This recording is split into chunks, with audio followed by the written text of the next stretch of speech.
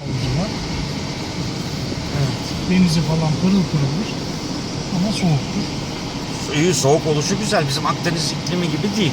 Ama çok soğuktur abi. Çok Ben mu de soğuk? Sevmem. Soğuk su sevmem.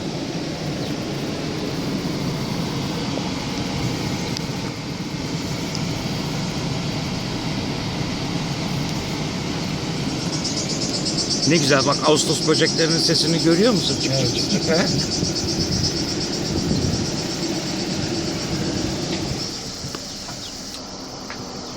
Evet tabii. Şuradan çıkalım. Olur. Sen nerede değiş tokuş yapacaksak? Abi daha dur, öbür koya götüreceğim. Tamam. Burası güvercin. Güvercin koyu burası.